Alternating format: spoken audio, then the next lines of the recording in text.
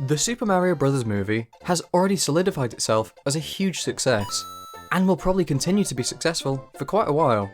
And for good reason too, despite fears over it being made by Illumination, and the entire cast seemingly being picked because, well, they're very famous. It's me, a Mario. The film actually turned out really well. We know that this success isn't just because the word Mario is in the title, because we've been there before, and I don't think Nintendo like to talk about this one very much for some reason. This means that the film has to be worth its salt, at least to the audience. So how and why did the Super Mario Bros. Movie do so well? Well, first and foremost, the film knew who its audience were and catered to them properly.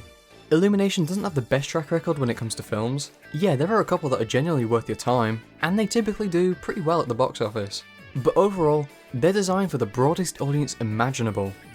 And when you're tackling a franchise with as much history and weirdly lore as this one, it can be pretty difficult to make a faithful movie adaptation. Thankfully, Nintendo were breathing down Illumination's necks just enough that they didn't include any fart jokes this time around, and actually filled the entire film with tons of references, Easter eggs, and in some cases, plot elements that were all related to the games. This was fantastic, because it meant that, while kids and parents that didn't care about the franchise could sit through and enjoy the film, it was also an extremely fun time for anybody that grew up on Mario. Whether their first game was Donkey Kong, the NES Super Mario Bros., one of the Mario Karts, or even one of the 3D games, there was something for everybody in this film. Right from the get-go, we're getting all sorts of references, like the song in their advert, Charles Martinet having voice cameos, and the construction site being laid out like 1-1. And it's not just Mario references too, but lots of nice little Nintendo Easter eggs thrown in, like the Punch-Out Diner. These sorts of references are present throughout the entire movie. You know, Luigi's ringtone being the GameCube sound, the red girders from Donkey Kong, sometimes when Mario is running, he puts his hands out similar to Super Mario World. Fucking Kid Icarus shows up? I could not believe my eyes. A plethora of power-ups and enemies from all sorts of Mario games.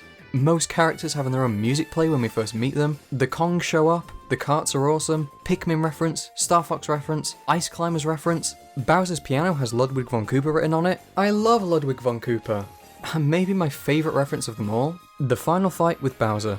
This was just a brilliant sequence. Mario seeing the advert play on the TV and wanting to protect Luigi, Luigi actually being the one to protect Mario, the star theme playing while both of the brothers beat up Bowser and finish him off by spinning him around by the tail and throwing him, just like in Super Mario 64. There were so many things put into this film that were meant for us, the people who have been playing Mario since we were little and could appreciate all of these tiny little details. There are probably hundreds of references to games in this film, and to be honest, some of them are so minute that I wasn't even fully sure if it was intentional. Like how a lot of Mario's attacks looked straight out of his Super Smash Bros. Moveset. While the film did include a bunch of things for general audiences, so that it was still enjoyable, even if you haven't played many of the games, it stayed true to its material and kept its core audience in mind. There were, of course, a few things that a lot of people probably weren't too big on, but I think that is probably because video games are usually pretty difficult to adapt into a movie. Personally, I wasn't too much of a fan of how Mario was kind of made into this dumb punching bag for a lot of the film, until he very suddenly becomes a hero near the end. Like, we all know who this character is. He has never once been this weak, even in unfamiliar territory. Or the slightly rushed and forced Dad Doesn't Love Me character arc that DK and Mario seem to share, that just sort of came out of the blue. And how a lot of the film kept rushing to get to different parts of the story, rather than add a few more minutes to its runtime and spend a bit of time developing its characters. But realistically, this sort of stuff was to keep it in the same lane as a lot of family-friendly animated movies, and this is also partially why the film did so well. It's appeasing both fans of the franchise and people who have never picked up a video game in their entire life. What doesn't make sense is why there was so much licensed music shoehorned into the film. I'd understand 1 or 2 tracks, but 5? When the score is this good, they still wanted 5 songs? The actual score for this film was absolutely beautiful. You could hear the music of your childhood in these new, film-adapted tracks, and so it felt really weird hearing yet another f***ing holding out for a hero and Take On Me between them, like so many films keep doing nowadays. While the film came out in April, it was actually supposed to come out the previous December. Miyamoto of Nintendo consulted Chris of Illumination and decided to delay the film, likely due to quality concerns and wanting to spend a little bit more time on the film. Now, this feels very similar to what happened with Sonic the Hedgehog, whose trailer released with what I can only describe as a nightmarish design. It tried to make a cartoony video game character more realistic for some reason. Of course, this got a lot of backlash, and in what is a pretty rare event, the film got delayed and redesigned. The redesign then went on to get a load of praise, because not only did it look a lot better, but it also showed that the film executives listened to the fans.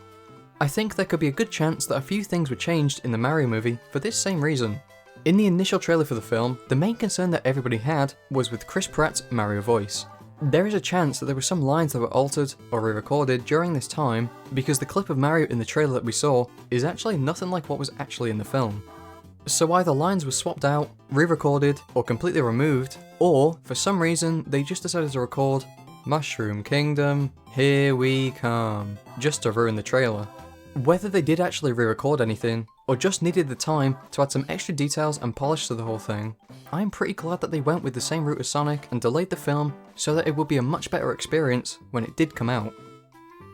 The Super Mario Bros. Movie didn't do well purely because of the Mario branding and some luck.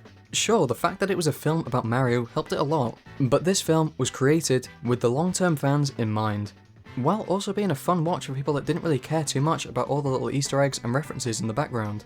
Looking at it, you can absolutely tell there was a lot of thought, love, and appreciation for the original source material put into this film. And the fact that it was delayed for some extra work only continues to prove that this game wasn't just some cash grab. It was designed to be a fantastic video game movie adaptation that would absolutely do well at the box office. It's not a film for the critics, that much is very clear, but it's not supposed to be. This is a film from passionate people about a brilliant franchise for a passionate fanbase, and that is why it did as well as it did.